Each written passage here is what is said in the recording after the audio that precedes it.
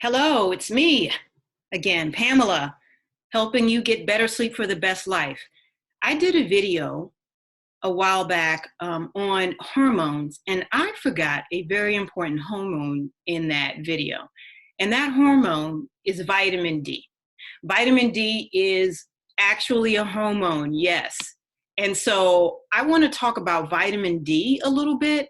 And at the end of this video or in the description down below, I'll add a research article that talks more about vitamin D as it relates to sleep.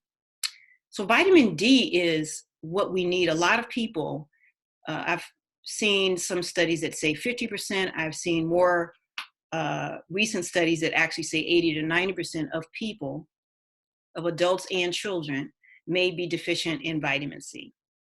So to me, that's a public health problem because the body produces its own vitamin D.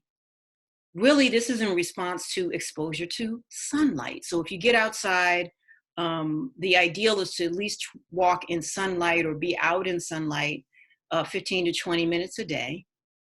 And then once you get that sunlight, your body actually creates the vitamin D. And that's why it's not a vitamin, it's a hormone, because your body's working to convert it into something that it can use. Besides going outside, besides having sun exposure to get vitamin D, you can also get vitamin D through foods. You can get it through dairy, juice, fatty fish.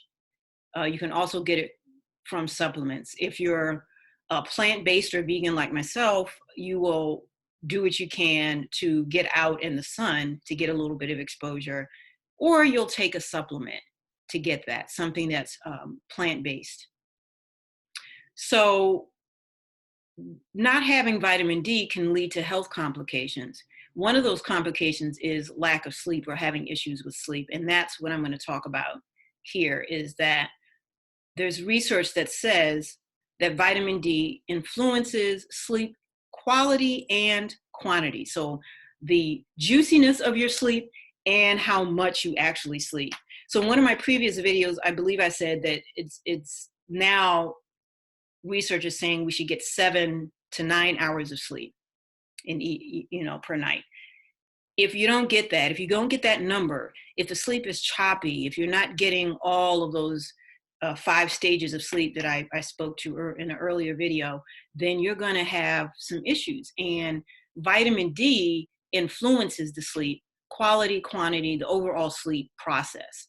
So I want to actually post a study that really concluded in their analysis that vitamin D deficiency is definitely associated with a higher risk of actual sleep disorders in this entire population. And that comes from a study out of NIH. So yeah, I just wanted to pop in and just give that. This is the last, I believe, hormone. Might find out some more new stuff about hormones and how they work in the body with sleep. But I didn't add that in my original hormone video, so I wanted to come back and talk about how important vitamin D is.